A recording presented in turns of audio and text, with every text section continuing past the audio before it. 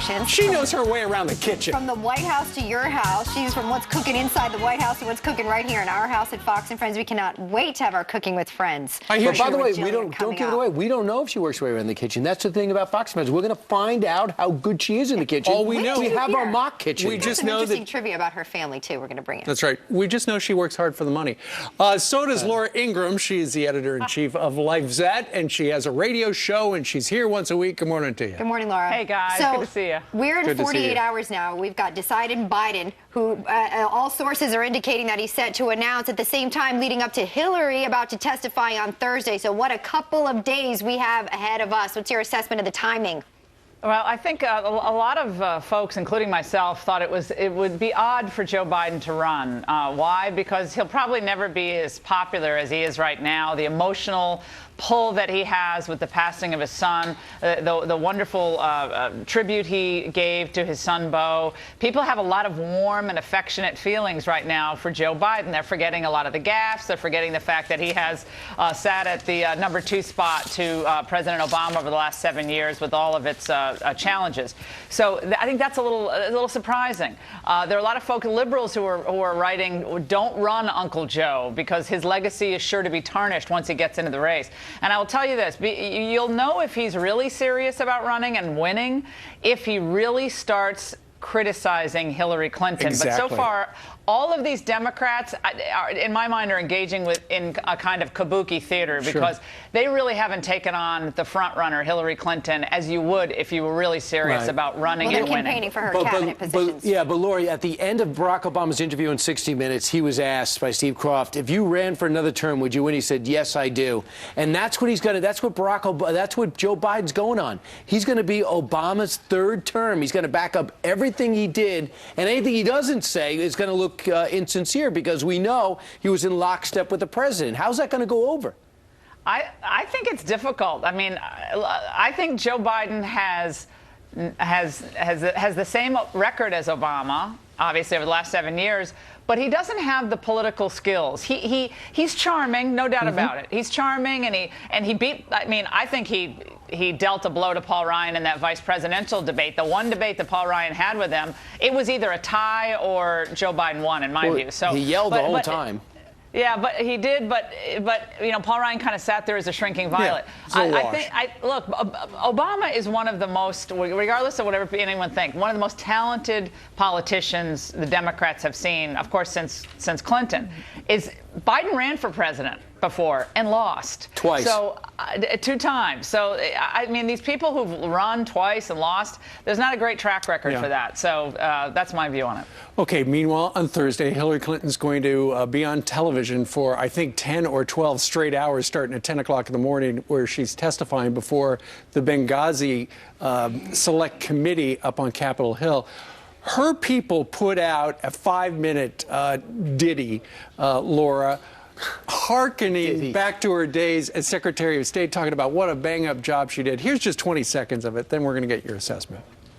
I think Hillary will go down as one of the finest Secretary of States we've had. People would look at the election of a President Clinton and say, I know that I'm going to get someone who understands our part of the world and will help us shape the best future. She is the one person who can bring a tremendous amount of experience to the job of being a world leader.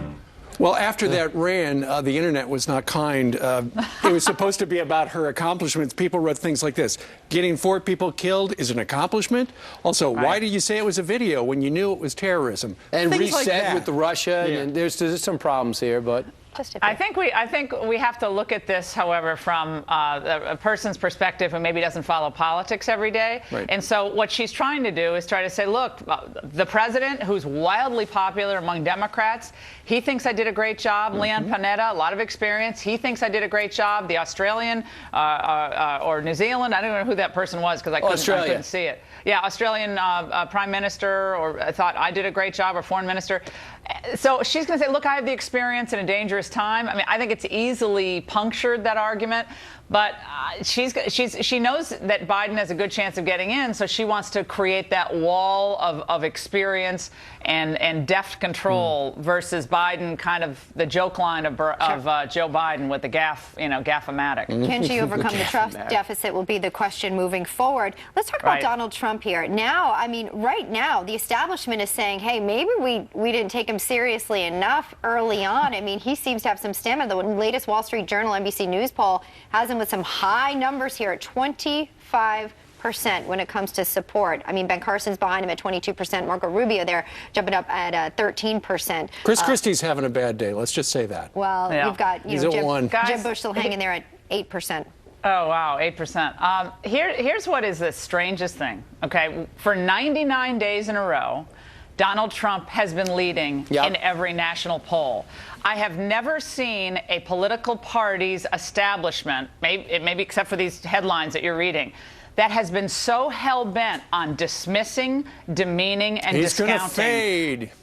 Someone who has, at least so far, along with a couple of the other outsiders, really energized blue-collar voters, independent voters, first-time voters. And that is a perilous path. We should pay attention to what happened in Canada last night. When a conservative party dismisses the blue-collar voters, as many people believe the GOP has done with its immigration and trade policy especially, they do so at their own peril. So the establishment didn't do well last night in Canada, and if the establishment doesn't learn about why these outsiders are doing well now, then they could face the same fate. But the Blue Jays did win, so that is another win for Canada in Toronto against Kansas City. But in the big picture, too, I think that Rick Santorum, of all people, tapped into that about a year ago. He released his book. He said the Republicans have lost touch with the worker. They're misinterpreting the look at their hard line on unions as a hard line towards blue-collar workers, and it would be to their detriment. Yeah, well, Santorum has been a leader on this issue. He wasn't able to catch fire in this election cycle, but the middle class was the sweet spot from Ronald Reagan in 1984, the last time a Republican won California, Ohio, New York, and every state except Minnesota and the District of Columbia, obviously losing that. But Republicans have to learn from this. They're either not going to learn and they're going to go down in defeat, or they're going to learn and say maybe we need to reinvigorate that sense of nationalism in our economic policy and populism vis-a-vis Ronald Reagan. Billionaires resonating with the middle class. It's counterintuitive. And you know what, Laura? Wherever I go, the one person in the beginning, 4 months ago, people were like, well, should I mention Donald Trump? Now it's like, who do you like? And they go, I like Donald Trump. He's trending as a Halloween costume. Right, guys, conservatives get the sense that the GOP establishment is embarrassed about them. Donald Trump and Carson and Ted Cruz go around the country, and they're proud of being associated with conservatives, including Tea Party conservatives and most of the other conservatives. So they're proud. Right. That needs to be felt by all the candidates. All the candidates need to give conservative voters the sense that they count. They're not dismissed. They're not ridiculed behind closed doors. George W. Bush, according to reports in Politico last night, is behind closed doors saying, I don't like this Ted Cruz guy, and kind of ridiculing Ted Cruz. To me, that's just a way to lose another presidential election. Start ridiculing your own supporters, including a lot of the ones who voted for George W. Bush. All right. Laura Ingraham, she's got to go edit a light set. She's got to go do her radio show. Laura, thank you very much for joining us live today. And Governor Huckabee in 25 minutes will get his perspective on that. That's right. We're going to turn first now.